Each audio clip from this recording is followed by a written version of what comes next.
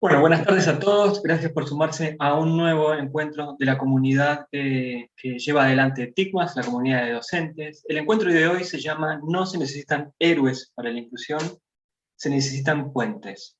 Con este título, que es una declaración de principios, invitamos a un encuentro abierto a la comunidad, pensado para padres, también pensado para docentes, de una forma que podamos abordar uno de los temas más urgentes que se dan hoy en día, que es la inclusión. Cualquiera de nosotros puede pensar eso en el aula, como padre, como compañero de trabajo, como profesor, puede ver cómo ese tema está siempre hablando, siempre hablándose. Habla y nos habla. Y hoy vamos a contar con la participación de Ana Clara Tortone. Ana Clara se hizo muy conocida cuando empezó a desdramatizar la discapacidad. Me gusta ese tono, me gusta el tono que tiene Clara. Clara además es una mujer muy divertida. Cuando preparábamos la charla tengo que decir que me he reído a carcajadas con Clara, con Ana Clara, no con Clara, sino con Ana Clara. Pero no solamente es una mujer divertida, sino que además es una mujer que piensa en 360 grados. Y lo que ha hecho es, entre otras cosas, como decía, se hizo conocida con una charla de TED, pero siguió adelante. En realidad se hizo conocida por la charla de TED por todo lo que había hecho antes, que es Beto la serie. Beto la serie es la primera serie de stop motion del mundo en donde participa un niño con síndrome de Down, que es justamente Augusto, el hijo de Ana Clara. Me gusta una de las frases y yo con esto voy a presentarla y te voy a dar paso a vos para que hablemos, Ana Clara. Me gusta una de las frases que decía Ana Clara en su charla de TED, que decía: aprendí que el síndrome de Down no es una enfermedad. Lo estoy leyendo, así que por eso miro para abajo, ¿no? Aprendí que el síndrome de Down no es una enfermedad, es una característica genética. Que no existen grados. ¿El síndrome de Down está o no está? Esta idea de que no existen grados, que no es que es un síndrome profundo, leve, liviano o mediano, no existen grados. ¿El síndrome de Down está o no está? Y cuando uno ve a dos niños con síndrome de Down, uno que puede hacer mucho y otro que puede hacer poco, no tiene que ver con el grado que creemos que hay de síndrome, sino tiene que ver con el grado de locura de los papás, el grado de locura linda de los papás para que ese niño sea. A mí me parece que esa frase es hermosa y con esta frase, Ana Clara, te doy la bienvenida. Gracias por sumarte a este encuentro de TICMAS.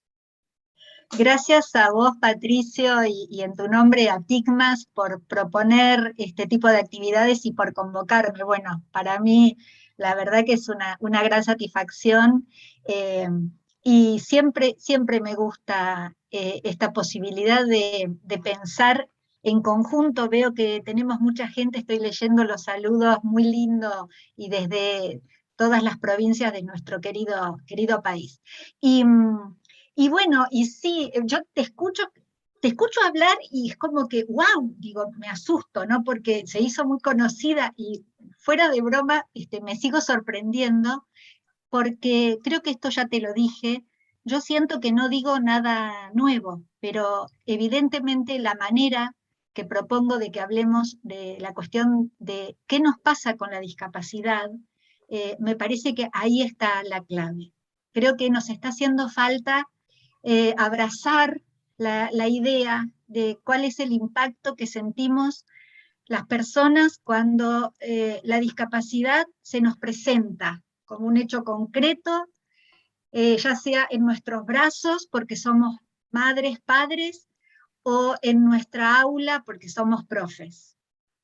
La primera, la primera cosa que me viene a la cabeza, pero te quiero escuchar, Patricio. No, tengo para hacerte preguntas y de hecho voy a invitar a todos a que hagan preguntas. Desde mi lugar, si quieren hacerme las cosas un poquito más fáciles, cuando yo hago entrevistas, ¿viste? Vos estás controlando un montón de cosas, la cámara, la luz, el tiempo, que funcione bien, el streaming, todo. Entonces, soy medio torpe con todo esto y les voy a pedir que todas las preguntas que quieran hacer las dejen en el botón de preguntas y respuestas. Ahí después vamos a poder ir hablando con Ana Clara y voy a ir leyendo preguntas que surjan, pero es mucho mejor para mí, y se los pido como un favor personal, que en lugar de dejarlas en el chat, las dejen en el botón de preguntas y respuestas. No sé por qué, pero el Zoom es mejor, la imagen es mejor, se lee todo mejor. Mientras tanto podemos ir hablando y me parece que una de las cosas interesantes que tiene un encuentro como este es que la convocatoria sea muy horizontal. Nos toca estar a nosotros, nos toca estar a mí, haciéndote preguntas, pero en realidad esto es muy horizontal y podemos entrar y salir todos los profes y todos los papás que estén interesados en el tema. La primera pregunta para hacerte es, hablamos de inclusión, hablamos de desdramatizar, y yo lo voy a hablar desde un lugar muy personal. Cuando me tocan estudiantes que tienen alguna dificultad cognitiva, cualquier clase, en este momento, por ejemplo, tengo un chico que en segundo año que tiene un grado de autismo avanzado. Lo primero que siento yo es miedo. ¿Cómo se hace para sacarse de encima esa sensación de miedo? Porque es lo que me pasa.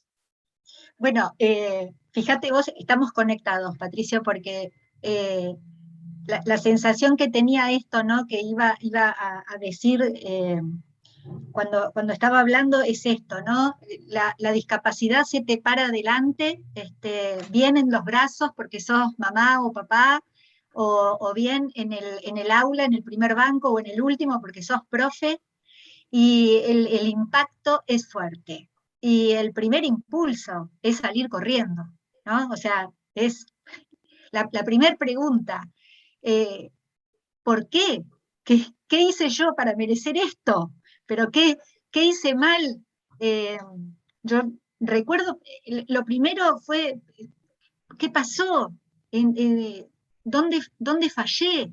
¿No? Esta cuestión como mamá, el impacto existió, y aprovecho esto para ponerlo, porque muchas veces me preguntan, ¿no? Pero ¿vos cómo puede ser, tomaste la llegada de un hijo con discapacidad tan livianamente? No, al contrario. El impacto está y el impacto es inevitable. Y el miedo es inevitable, Patricio, pero el tema es qué hacemos con ese miedo. Si nos negamos a que tenemos miedo, nos vamos a paralizar y nos vamos a convertir en ese profe que empieza a dar vueltas alrededor de la sala de profesores, o de la secretaria, o de la vicedirectora, o de la directora, preguntándose, ¿qué hacemos con esto? ¿No? ¿Qué hacemos con esto? Ahora, si enfrentamos ese miedo, y de hecho creo que no hay una receta, y ahí creo que hay toda una cuestión, una actitud personal de decir, bueno, a ver, cuando yo elegí esta profesión, sabía que iba a tener desafíos. Bueno, Patricio, acá estás. Se te presenta y es una gran oportunidad para que demuestres que sos un buen profesor, pero antes que nada, sos una persona capaz de empatizar con otra persona. Y seguramente de esa situación algo vas a aprender. Entonces, confía y arranca. ¿Y cómo hago en una clase, o cómo se hace en una clase cuando tenés un chico integrado? No sé si se sigue diciendo así, que cuando yo Mira, empecé a estudiar se decía de esa manera. perfecto que lo nombrás. ¿Sabés que me puse a estudiar el diseño curricular? Porque, ¿sabés que en el diseño curricular, por ejemplo, de la provincia de Buenos Aires, yo veo que tenemos gente acá de San Luis de Catamarca, de Tierra del Fuego, digamos, en el caso de la provincia de Buenos Aires, el diseño curricular, los fundamentos del diseño curricular, da estos conceptos que son clarificadores. Pero entre nosotros, yo lo leí hace poco, el diseño curricular, ¿viste? Uno no se pone a leer los fundamentos, ahora que no nos escucha nadie. ¿Quién lee los fundamentos del marco general del diseño curricular? Algún Yo tengo que director. decirte que los leí pero por trabajo hace 4 o 5 años y nada más también. Bueno, pero ahí tenemos mucho material. Y la cuestión es, la inclusión es un derecho, la inclusión es el derecho. Cuando hablamos de incluir, hablamos de derechos. La integración es la estrategia. ¿Sí? Bien. Últimamente se usan como sinónimos y la corriente empuja para que dejemos de hablar de eso y hablemos de convivencia. Porque cuando hablamos de convivencia, listo, ya está, o sea, tenemos mucho terreno recorrido. Bueno, te Bien. decía, ¿cómo se hace en un aula cuando donde tenés un chico integrado con algún inconveniente, con alguna discapacidad? A mí la palabra discapacidad, yo antes no la decía, y en una entrevista con Verónica Zucaxer, que es una escritora muy reconocida, infantil y juvenil, que es sorda, me dijo, mira, yo no tengo capacidades especiales porque no vuelo, soy sorda, tengo una discapacidad y no soy una persona con problemas auditivos, soy sorda. Y entonces es como que te dijo, hay que usar las palabras, ¿no? Y a veces somos nosotros los que nos llenamos de elipsis o nos llenamos de... vamos como completando las palabras por miedo al silencio o el miedo al hueco, y entonces hay que usar las palabras, ¿no? Aun cuando sea incómodo. Pero digo, ¿cómo se hace para sostener un aula en donde sabes que hay un programa al que hay que llegar, hay un contenido que hay que abordar, hay trabajos que hay que hacer, los estudiantes tienen que trabajar, vos tenés que entablar una relación, pero con ese chico tenés que tener algo distinto, tenés que tener un trato distinto. ¿Cómo se plantea eso, ese desafío inicial? Bueno, lo primero que yo te diría es conocelo. Esto te diría que lo hicieses con los 25 o 30 pibes que tenés, pero vos me estás preguntando puntualmente. Y vas a ver que de todo lo que yo te diga, seguramente cuando me vas a decir, pero escúchame, no me dijiste nada distinto. O sea, yo estaba esperando que me des la receta mágica, y yo te voy a decir las cosas que sería genial que pudiésemos todos los profes hacer con todos los pibes, ¿no? Entonces, conocelo. Primero, ¿cuáles son sus intereses? En el conocerlo y cuáles son sus intereses, si podés con él directamente, perfecto. O sea, vas a tener que hacerte un tiempito para poder acercarte a él. Ese día le propones al resto, miren, los quiero conocer, entonces, los que puedan y tengan ganas, me escriben en este papel, es más, yo te digo, una hoja en blanco, ¿no? Mira, una hoja en blanco. La dividís por dos, así, la cortás, la mitad, se la das a ellos. Pero en realidad le das las dos. Y le decís, en una, la doblan y escriben su nombre. ¿Eh? Agarran y ponen, como cuando van a dar una conferencia, o cuando son personas importantes, la ponen así, porque yo los quiero conocer, ¿sí? Quiero saber cómo se llaman. Y en la otra, me escriben, ¿quiénes son ustedes? Cuéntenme, ¿qué les gusta? ¿Qué hacen cuando salen de la escuela? ¿Tienen mascota, no tienen mascota? ¿Practican algún deporte? ¿Qué sueño tienen? ¿Cuál es el personaje favorito o la película favorita o el director de cine? Eso lo vas adaptando según la edad. Y con ese, al que vos tenés que llegar de una manera distinta o particular, te sentás y no le haces las mismas preguntas, o sí, pero lo conoces, lo conoces. Ahí vas a poder observar si se engancha con las palabras, si se engancha con las imágenes, capaz que te sentás vos y empezás a escribir lo que él te responde, lo conoces.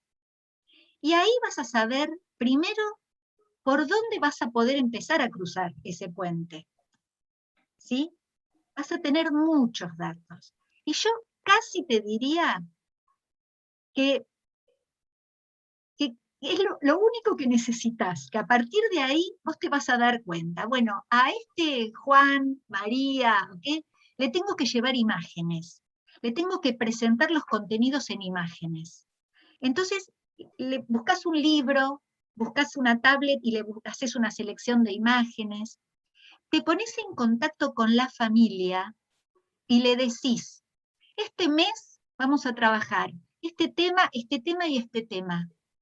Chárlenlo en casa, miren pelis vinculadas, miren imágenes. Así cuando Juan o María vienen a la escuela, ya están con el tema en la cabeza, y todo eso te va a ir ayudando. Patricio, Siempre lo que estás hablando es poner la persona antes de cualquier otra característica.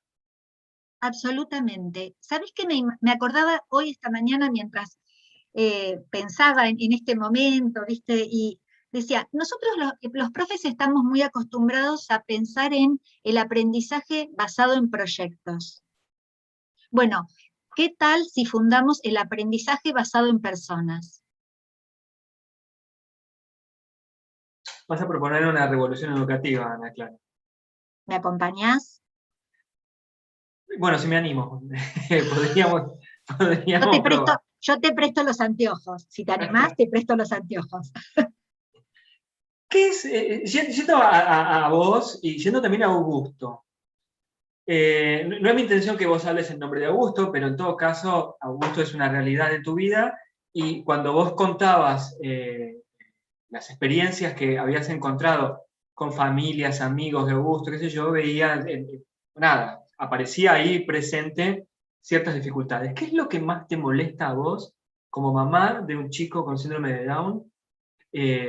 Cuando lo ven a él, cuando le hablan a él, ¿qué es lo que más te molesta? Primero a vos y después a él en el trato.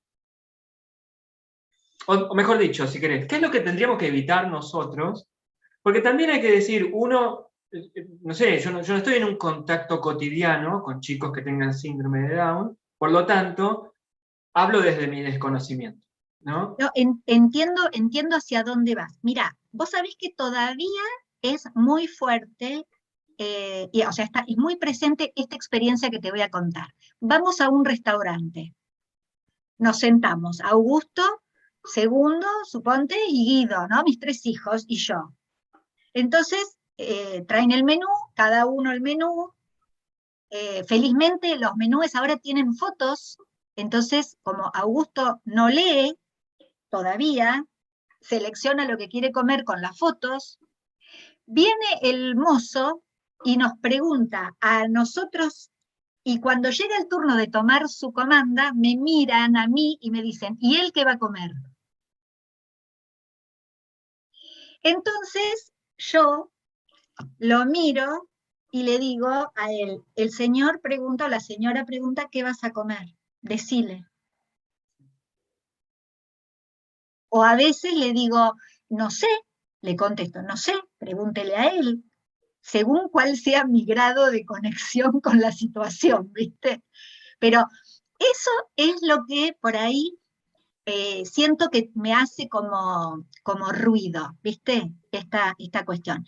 Es cultural, tiene que ver con años y años de creer que las personas con discapacidad no, o sea, no entienden, no, y es cierto que existe cierta dificultad a veces para que comprenda una idea, o en muchas oportunidades no existe ninguna dificultad, vos lo ves que se está haciendo absolutamente el salame porque no tiene ganas de que lo comprometan a nada, y cuando tiene ganas lo ves resolver una situación como la que le estaban planteando, mejor que nadie.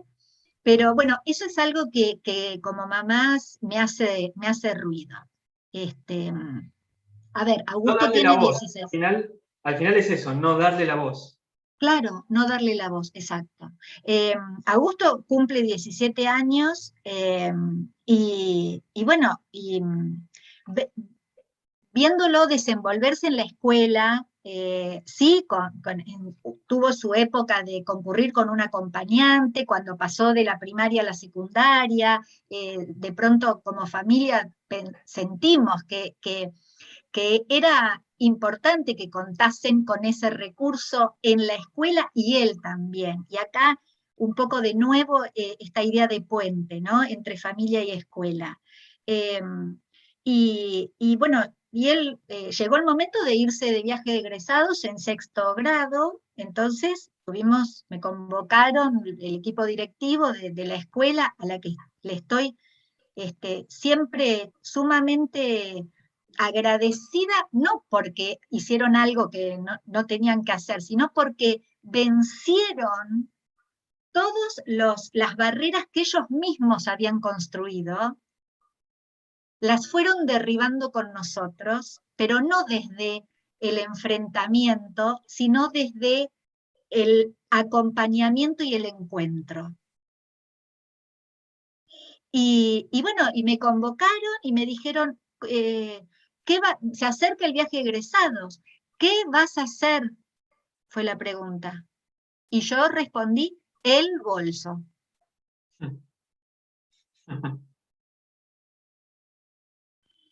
Y me ¿Tuviste miran que y me viajar dijeron, vos?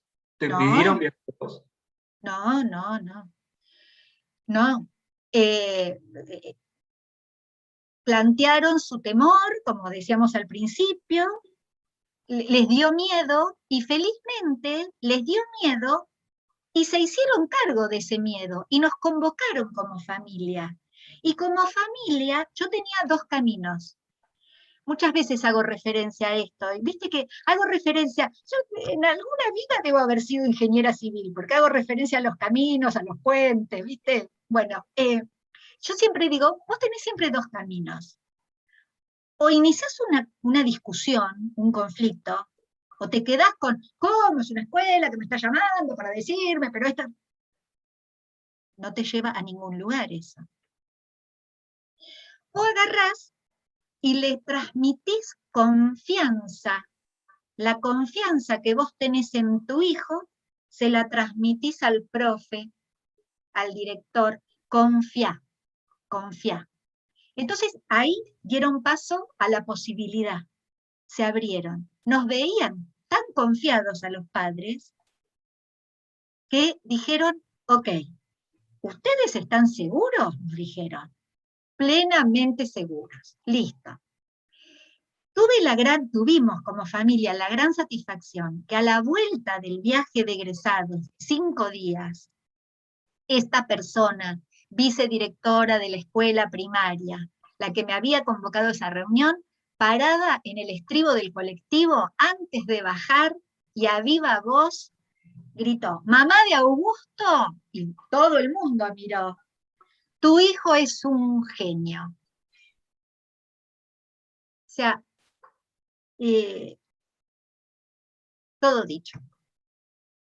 Mira, mientras hablabas, bueno, tengo varias preguntas para hacerte, pero han llegado algunas del público, así que te voy a leer dos del público y después voy a retomar esto porque eh, hay algo que en las charlas que vos das, y creo que también en la primera pregunta mía, hay algo que tiene que ver con el rol del padre.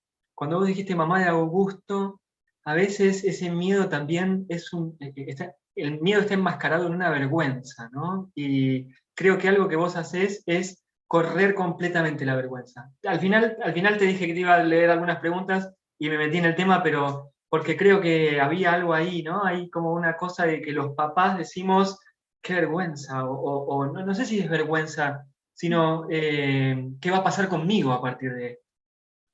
Patricio, a ver, vos fíjate que cuando vos empezás a pensarte como padre, ser padre de cualquier tipo de hijo, y hablemos así brutamente, implica que vos dejás de ser un poco dueño de tu vida, ¿no?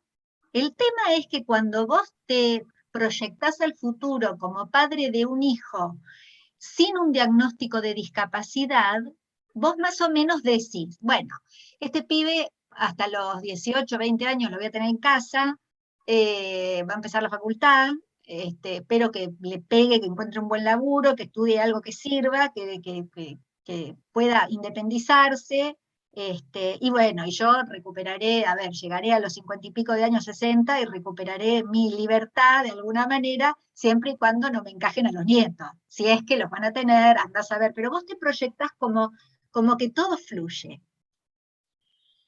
El peso de la sociedad, que, insisto, es cultural, por eso tenemos mucho para trabajar, identifica la discapacidad con enfermedad.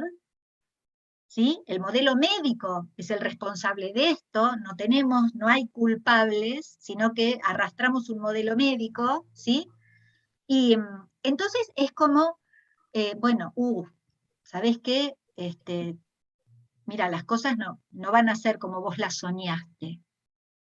Eso es lo que flota en el inconsciente. Ahora, si yo te tengo que decir, o sea, mi vida, yo hago mal en hablar personalmente, porque algunos pueden decir, ah, bueno, vos porque la tenés fácil, vos porque no tenés problemas económicos, porque tenés un laburo, porque tenés una obra social, porque en este país el acompañamiento en las prestaciones, y que después podemos hablar de eso también, viene de la mano de la obra social.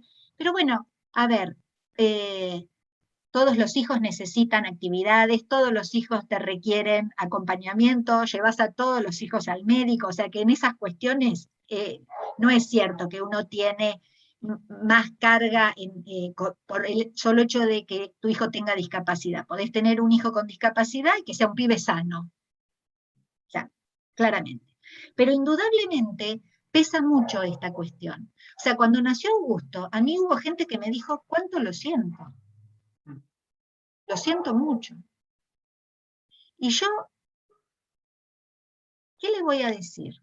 Me lo quedé mirando y respeté, porque en realidad es fuerte el peso de lo cultural. Amigos que me llamaron por teléfono, mira, mi hijo, esto es genial, mi hermano tuvo un hijo con síndrome de Down. Entonces mi respuesta fue, te felicito, sos tío.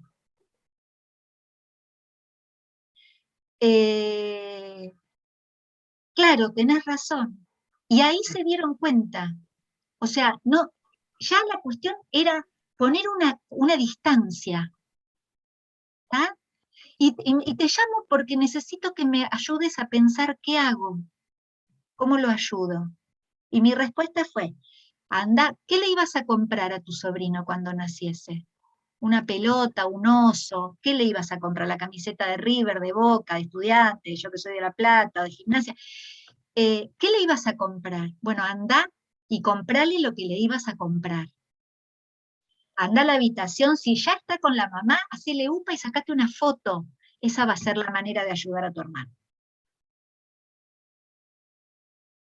Te leo unas preguntas que llegaron y que fueron ahí entrando en el espacio de preguntas y respuestas. Dale. Una de Lizzy dice, hola, yo entiendo la integración como la aceptación de todos los aprendientes dentro del espacio áulico. La inclusión es cambiar la metodología para llegar al aprendiente neurodivergente desde sus fortalezas. La pregunta es, ¿las aulas argentinas realmente incluyen a partir de los fundamentos de tantos diseños curriculares? Es decir, ¿la teoría se practica? Enseño castellano como lengua extranjera a aprendientes neurodivergentes en la ciudad de Princeton. Bueno, creo que habría que, la verdad que no puedo saber qué sucede en todas las aulas, ¿no? Pero sí siento... Estás hablando desde un lugar personal y toda generalización toma parte de lo que escuchamos, así que vos hablás tranquila desde tu lugar de individualidad. Claro, yo creo que nos falta todavía mucho para que realmente tengamos una educación inclusiva. ¿Sabés qué me pasa, Patricio? A mí acá se me presenta un conflicto, porque yo estoy preocupada por la educación en general. Creo que la experiencia que nos está dejando lo que fue el año 2020 y el 2021, no podemos estar ajenos a la consideración de lo que significó la pandemia, echó luz sobre cuáles son los objetivos de la escuela. ¿La escuela qué es? ¿Cómo está pensada la escuela? Y creo que ahí es donde está la clave, porque realmente, y esto vuelvo a decirte ahora que estamos vos y yo, que nadie nos escucha, ¿no? Que digo, corremos detrás de planillas, corremos detrás de... y la curiosidad de los estudiantes, ¿a dónde quedó? O sea, yo entro a mi aula de quinto año de secundaria, doy economía política, y vos fíjate, otra cosa. Hasta ahora nunca tuve un alumno con discapacidad. O sea, eso me dice de lo que es la escuela, ¿no? Recién ahora sé que voy a tener dentro de 2 años, un joven con síndrome de Down, y ya estoy entusiasmada, pobre pibe, pues ya estoy pensando cómo voy a hacer las adaptaciones de los contenidos pensando en él. Pero digo, realmente, la escuela es el lugar en el que los niños van a descubrir su don. Es el lugar donde despertar la curiosidad para que las personas descubran qué quieren hacer para el mundo, para ellos. Yo digo, transitamos una carrera, volvemos a la idea de camino, ¿no? Y esta palabra carrera, ¿carrera contra qué? Pero transitamos la formación, nos preparamos para vivir, y creo que para vivir bien, ¿no? Pero resulta que después tenemos que hacer un taller de educación emocional, o buscamos desesperados a alguien que nos ayude a encontrarnos con nosotros mismos, porque nos perdimos a lo largo de la escuela y a lo largo de la universidad. Entonces, como profe, ¿qué lugar hay? Entonces, la inclusión como dice esta profesional, de la diversidad de distintas personas. ¿Dónde están los que no tienen teóricamente una discapacidad? No, no, no tenemos tiempo hoy en nuestra realidad educativa, no tenemos tiempo de dar una clase que despierte la curiosidad, porque corremos detrás de los contenidos, ¿no? Apareció Francesco Tonucci, que yo lo admiro y lo sigo, a decir, no, detengámonos, porque menos es más. Porque la comprensión, el aprender un concepto, un contenido, si el conocimiento tiene raíces firmes, después este pibe lo traslada a otras cuestiones. Entonces, laburemos menos, pero más profundo. Me embalo, Patricio, y... No, mira, acá hay un comentario que llegó recién, yo tendría que haber ido por orden, pero llegó recién y me parece que está bueno, uno de Nora. Dice, tengo una hija con síndrome de Down de 23 años, recibida como bachiller con orientación de diseño gráfico, cursó sus estudios en el interior del país, en la provincia de Río Negro, donde se desconoce bastante la inclusión. En todos sus años de estudio la sentí integrada, pero no incluida. Me parece que ahí hay una clave muy interesante. ¿Cómo se visualiza en el futuro? ¿Cuáles son las herramientas para revertir esos futuros down escolarizados? Bueno, primero felicitaciones, una profesional, o sea, recibida. Me encantaría saber cuáles son sus proyectos, me encantaría saber si está trabajando, si tiene algún Instagram como diseñadora, pero yo creo que las familias de las personas con síndrome de Down tenemos una misión, por decirlo de alguna manera, ¿no? Hay quien la toma y quien no, pero es agregar luz sobre estas cuestiones, visibilizar. Yo me acuerdo, el primer acto de inclusión que yo hice con Augusto fue a la semana de estar en casa, sentarlo en un carrito e irme a la peluquería. O sea, me fui, salí a la calle y empecé a compartir con todos el nacimiento de mi hijo. Había sido mamá y quería volver a recuperarme un poco, tenía que arreglarme. Bueno, eso, ¿no? O sea, esto que decías vos, la vergüenza, que a veces juega, a veces juega. Bueno, este es mi hijo, un hijo como cualquier otro, acá estamos. No es como Sí, cualquier otro. No le gustan los caramelos, no es como cualquier otro. tenés razón, no todos a los chicos tienen que gustarles los caramelos. Uh-huh. Tenés razón. Igual ahí Y eso, coincido totalmente con él, porque a mí tampoco me gustan, así que no somos como cualquiera. perfecto, claro. Bueno, pero digo, esta cuestión de decir, no, celebrar el nacimiento de un hijo. Los padres tenemos, te decía, la tarea de perder esa vergüenza, de dejar de pedir disculpas, ¿sí? Por presentarle al otro el desafío de tener parado delante a alguien con discapacidad. tenemos mucho trabajo para hacer puertas adentro de casa. Y otra de las frases que a mí me gusta decir mucho es que la inclusión empieza en casa. Y esto tiene que ver con muchas familias, solemos, y acá voy a usar el plural para que nadie se me ofenda, muchas familias solemos esperar que afuera, que la escuela haga lo que no hacemos nosotros en casa. Entonces, que tu hijo aprenda a vestirse solo implica que vaya ganando autonomía. Implica que desarrolle su capacidad para elegir y que vaya forjando su personalidad y que se ponga lo que tiene ganas. Entonces ahí, agárrate, porque él va a salir vestido como tiene ganas. ¿Estás preparado para respetarlo de la misma manera que vas a pedir en la escuela que lo respeten? Y así, como te digo, es un montón de cosas. Entonces, creo que es un camino que tenemos que seguir recorriendo, pero creo que el desafío es conocernos todos los actores de esto, ¿no? A ver,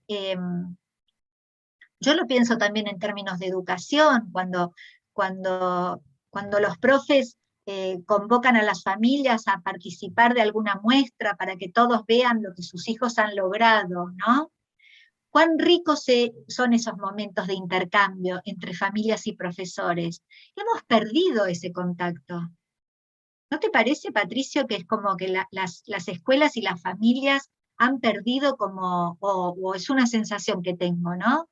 O de pronto... Después del 2020, ¿no? Que ahí los papás empezamos a estar más presentes, y lo digo yo como profe y lo digo como papá, ¿no? Empezamos a estar más presentes en la educación de nuestros hijos. Habría que ver, en un momento yo creo que sí, que lo que pasaba, lo que discutíamos en sala de profesores, era que nos mandaban a los chicos y que vos te arregles, vos lo eduques, ¿viste? Vos lo socialices, vos lo conviertas en una persona civilizada. Yo creo que desde el año pasado tal vez hubo un cambio, una revalorización de la función del docente y un entender que la educación no es, como alguna vez algún político dijo, trabajan 4 horas por día, tampoco pidan ganar tanto dinero, ¿no? Totalmente. Pero me parece que ese es otro debate igual, ese es otro debate Pero, para dar... pero es muy interesante lo que señalás, y creo que esto que fue inevitable y que nos empezásemos a conocer las caras, o al menos a oír las voces, ¿no? Y como padre estabas alejado y escuchabas al profe que hablabas y después decía, ¡ay, qué piola ese profe! ¿Ese profe de qué es? ¿Cómo se llama? ¿O qué sé yo? Eso hizo que nos acercásemos, y creo que ahí hay un punto interesante para no dejar pasar como algo bueno que nos dejó la pandemia, si podemos decir, si se me permite esa frase, ¿no? Sí, sí. Voy a seguir con preguntas. Mirá, acá Dale. hay una de Graciela. Habla sobre Augusto, pero vos la podés llevar hasta a un término distinto, porque ella dice, ¿cuál es la relación de su hijo con los compañeros en la secundaria? Si varió la relación que mantenía en la primaria. Porque tengo un sobrino que en la adolescencia prefirió los compañeros de escuelas especiales, y lo que decía es que ellos eran igual a él. Y después dice, cursó hace años integrado hasta la primaria. Bueno, sí, ¿sabés, Patricio, que, a ver, en la primaria él compartía más intereses con sus amigos, con el grupo? Augusto, que es algo que suele pasar por ahí con algunos jóvenes con síndrome de Down, es 2 años más grande que su grupo, ¿sí? Cuando él empezó el jardín, tomamos la decisión de que hiciese 2 veces la sala de 2 para darle más herramientas, y después retrasamos 1 año más el comienzo de la primaria, precisamente para que él estuviese mejor plantado para iniciar el ciclo de la primaria. Eso trae como resultado claramente que él cumple 17 y sus compañeros están cumpliendo 15. De hecho, está fascinado que empezaron con la fiesta de 15. Ahora agarró justo las fiestas de 15. Bueno, durante el ciclo primario se notó menos esa diferencia, porque algo que tiene Augusto es que su edad, digamos, sus intereses, pensando en términos cronológicos, están bastante bien centrados en sus 17 años. Y eso se vio a lo largo de toda su vida, ¿sí? O sea, él fue mostrando claramente un interés acorde a su edad cronológica, ¿sí? Si bien de pronto su posibilidad no sé, de aprender en determinadas áreas se veía más ralentizada. En la secundaria no tiene tantos amigos ahora en la escuela, sí comparten un grupo ELPA o sea, la escuela especial con la que nos brinda el proyecto personal de inclusión, ¿sí? Todo lo que va marcando la ley, genera actividad de talleres, bueno, estaban con un taller de huerta, con otro de explorar la naturaleza y ciencias, de carpintería, estas cuestiones que están muy presentes, ¿sí?, en el desarrollo de habilidades de personas con discapacidad, y que yo no las veo mal porque son un lugar de encuentro, ¿sí?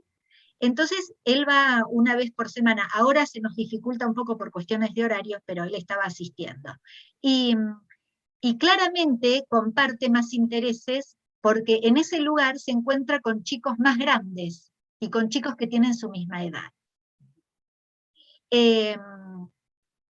A ver, y en esto puntual, yo recuerdo a mi hijo mayor, cuando tenía la misma edad que Augusto, no tenía tantos amigos, en la escuela secundaria, era bastante selectivo, ¿sí? Y yo la verdad que en eso nunca me metí. Y con Augusto hago lo mismo. Yo a Augusto lo veo ir muy contento todas las mañanas, a pesar de que le da por ahí fiaca levantarse a las 7 menos 5, pega un salto, se cambia enseguida y agarra contento su mochila, y lo veo salir de la escuela con una sonrisa. Ese es mi indicador. Hablaba sobre la edad y hablaba sobre los intereses, y me parece que justamente esa edad es la edad en donde empiezan a aparecer, las hormonas empiezan a hacer ebullición. Y hay una pregunta de Mauro que dice, ¿cómo se encara la sexualidad en personas discapacitadas? Mauro dice, saludos de Rosario. Hay muchísima gente de un montón de lados, incluso hubo gente de Brasil diciendo que estaban escuchando. Creo que ese es otro tema súper interesante de este encuentro, la necesidad de hablar. Pero bueno, vamos por partes. Yo de repente hago una pregunta y son como preguntas como casa chorizo, ¿viste? Voy abriendo puertas y puertas y puertas. No, perfecto. Bueno, Mauro, gracias. Y bueno, a ver, yo busqué material de ese que se utiliza, viste, el de dónde venimos. Hay un libro que es antiquísimo, de dónde venimos, que nos permite a través de imágenes, pero tampoco provoqué la conversación como, vení, hijo mío, sentate, tenemos que hablar de sexo, tenemos que hablar de sexualidad, tenemos que hablar, sino que estuve atenta a ver cómo eran sus inquietudes. Mirábamos alguna película y me causaba gracia porque cuando llegaba la escena de los besos o el sexo, Augusto hacía, "Oh", mirá, entonces eso me fue dando, bueno, después por ahí hacía esto, cuando llegaba la escena más subida de tono, no en la cama, y un día dejó de hacer esto y empezó a mirar más, y entonces ese fue el momento en el que, qué lindo, ¿no? Lo que está pasando ahí, ¿querés que hablemos de eso? Y sí, me dijo, entonces ahí busqué las herramientas que tenía, y de la mejor manera, y como siempre dicen, ¿no? No respondiendo más de lo que se pregunta, y no buscando ninguna terminología extraña, y transmitiendo de la manera más amorosa posible, hablamos con Augusto de eso. Y, y bueno, y la verdad que muchas veces me pregunto, hasta ahora, eh, hasta donde yo sé, Augusto no ha tenido experiencias privadas, pero bueno, cuando llegue el momento, calculo que nos pedirá, si necesita, nos pedirá ayuda para ver cómo lo puede solucionar. En eso generalmente hay una empatía por ahí más entre hijos varones y padres, ¿no? Que generan esos espacios para hablar. Pero bueno, así, ¿cómo se habla? Igual que con cualquiera. Ana Clara, te hago dos preguntas más, ya estamos llegando al final del encuentro. Algo que pasó en esta charla, bueno, primero que yo tenía un montón de preguntas para hacerte, pero lo que noté en este encuentro, más que en otros encuentros, la necesidad de hablar de muchos papás, tíos, profes, directivos, hay una chica que dejó un comentario que hace 40 años que da clases en un jardín de infantes y que integraba a estudiantes. Digo, hay un montón de experiencias que se volcaron como preguntas, pero también con la necesidad de hablar. Entonces mi pregunta va hacia ese lado. ¿Por dónde podrían los interesados en estos temas encontrarse, hablar? ¿En qué foros, en qué lugares? ¿Cómo pueden continuar esta charla más allá de este encuentro? Mira, yo la verdad que siento que tenemos que crear uno. O sea, siento que deberíamos, es más, te propongo, Patricio, crear un blog, un WordPress, algún lugar, algo donde podamos cada uno compartir experiencias, porque de eso se trata. Convocaste y convocamos hoy a la gente a que abandonen la idea de que tienen que ser héroes, y los invitamos a hacer puentes. Y yo me imaginaba, digo, a veces el puente es un puente colgante, ¿eh? A veces es un puente que se mueve y que vos decís, no, yo no lo voy a poder cruzar, no, y del otro lado está el lugar donde vos sabés que tenés que llegar, y bueno, y necesitas cerrar los ojos, necesitas ayuda, alguien que te aliente. Hay puentes que serán bien macizos, pero la idea es que hay que construirlos. Yo siento que en la mayoría de los espacios que se ofrecen, que pueden ser asociaciones, en todas las ciudades hay asociaciones, hay lugares, pero siento que hay todavía muchas atravesadas por el modelo médico. Hay muchas atravesadas por cómo hago para conseguir beneficios o para mis hijos, y no están enfocadas en cómo hacemos para ponerlos en el centro del debate a las personas con discapacidad, a empezar a pensarlos como personas con derechos, y no hay un lugar para poder decir abiertamente qué nos pasa a nosotros con esto, ¿no? Con este tema de la discapacidad, esto que decías vos. Tengo miedo, loco, tengo miedo, no quiero, ¿por qué a mí? No quiero darle clase a un pibe con discapacidad, no quiero. Bueno, es lo que te tocó. ¿Cómo vas a hacer? Está buenísima la idea, ¿eh? Yo recojo el guante y por ahí lo podemos seguir después y lo podemos hablar, pero hay mucha gente que además está poniendo qué buena idea, así que me parece que tocaste un nervio ahí, así que buenísimo. Te hago la última y te agradezco el tiempo que nos diste y te hago la última pregunta. ¿Cómo surgió Beto la serie? ¿Cómo va Beto la serie? ¿Qué experiencias tuvieron? Yo decía al comienzo, para los que se están sumando ahora, que Beto la serie es una producción de stop motion, exacto, que la hiciste, si no recuerdo mal, con un sobrino o con un Con primo. un sobrino, con un Bien. sobrino. ¿Y cómo surgió a partir de esto, esta idea? Dante vino a visitarme a casa, y a los pocos meses, y del nacimiento de Augusto, y me veía, y entonces me decía, ¿estás bien, tía? ¿Estás bien?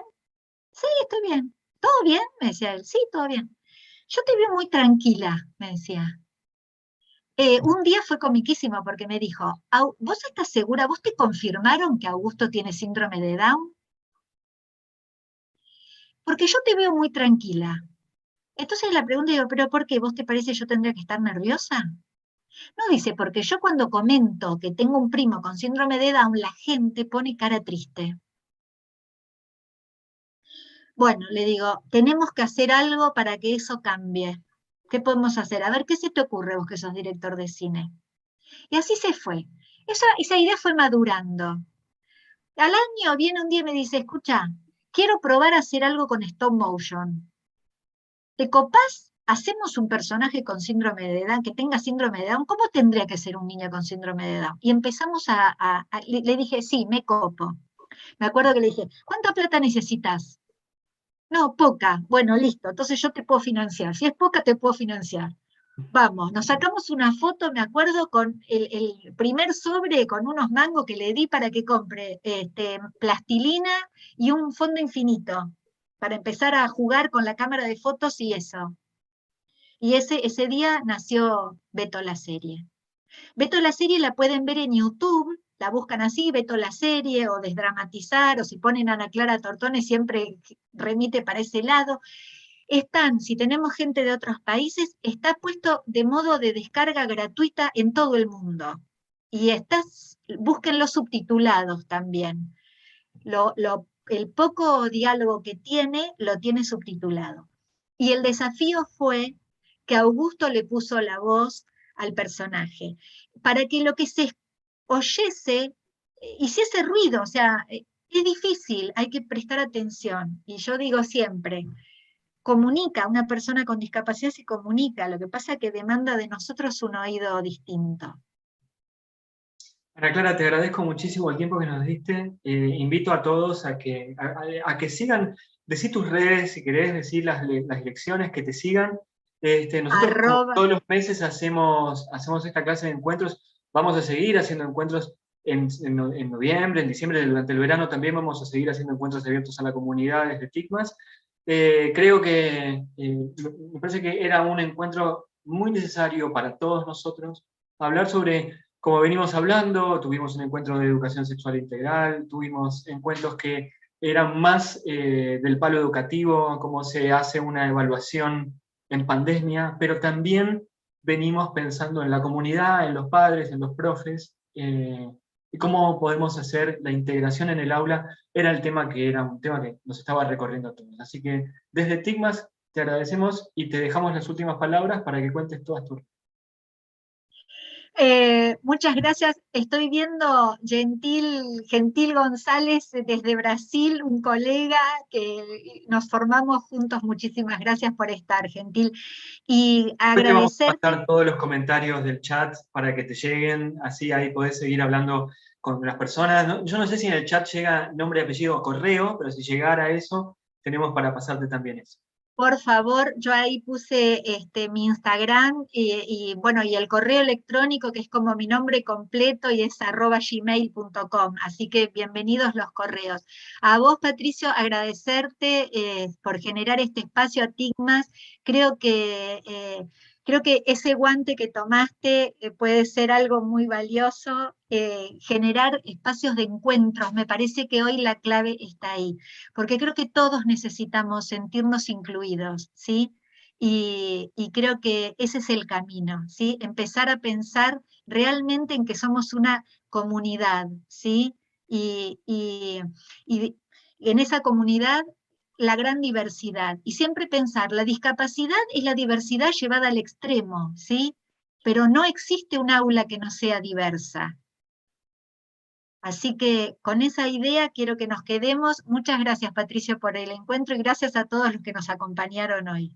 Gracias a vos, me parece que la comunicación de todas las temáticas y de todas las incertidumbres que nos recorren siempre es bueno, siempre es positivo hablar, y nada, que hayas puesto en blanco sobre negro muchas de las ideas.